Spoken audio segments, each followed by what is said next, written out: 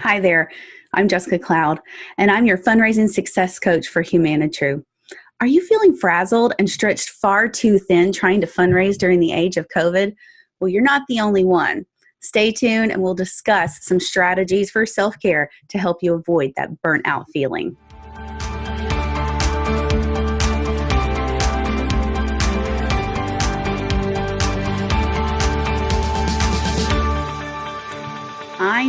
I know. Self-care can sound like such a buzzword, but really it's extremely important. I'd like to share my favorite definition of self-care with you. Self-care is any activity that we do deliberately in order to take care of our mental, emotional, and physical health. Although it's a simple concept in theory, it's really easy to overlook, and it's key to sustaining good relationship with yourself and with others. Now notice, you have to do it deliberately. It's something that you have to plan for, schedule, make it part of your habits and routines. Now, I know this is very difficult to even think about taking on one more thing right now. The nonprofit world is under a great deal of stress, and our roles can be extremely stressful. Even before the pandemic, in August of 2019, the Chronicle of Philanthropy showed that 30% of fundraisers were preparing to leave the nonprofit field entirely in the next 2 years. And 84% of all fundraisers in that study said they felt, quote, tremendous pressure to succeed. So what are we to do? Well, obviously, part of what we need to do is advocate for more reasonable goals and more resources and boundaries around time and work-life balance.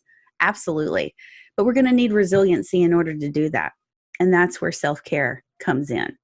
So I would like to challenge you to think about taking better and better care of yourself while you complete your goals for your employer. Now, taking care of yourself will help you, but it will also help your family, your community, and your work and your organization you work for. So here are my 5 tips for avoiding burnout by practicing good self-care. The first one is take your vacation days. Now, I know that sounds absolutely pie in the sky for some of you out there, but I would encourage you to try to take a long weekend here and there. If you can't do any of that, advocate for one day a week where you have no meetings whatsoever. You wouldn't believe how much your stress level could be reduced if you have at least one day a week where you're not expected to be in meetings and going. So you can set an out of office reply that says, on Fridays, I attempt to avoid all meetings and will be checking email only a couple of times. And you can say this is to catch up on follow-up for your donors or to create content for your organization. Whatever it is, carve out that time to help yourself catch up and have at least one day a week where you're working at a slower pace. My second suggestion would be to set some goals for your personal self-care. So whether that's carving out time for exercise, meditation, yoga, improving your diet and putting in more healthy foods, whatever that is, and you can decide whatever it is, but take some steps in that direction and set some goals, because it's really important to do those perhaps not fun things for yourself, but that are going to ultimately help you function at your best. Now, you can also track and adjust those accordingly. And that's my third tip, is to really be flexible, be very flexible in your methods, but not about your end goal, which is to create the most resilient you that you can. So if walking 10,000 steps a day is not doing it for you, try to go for 5,000 for a week or a month, or change your goal entirely if you like to bicycle instead. Okay, now number 4.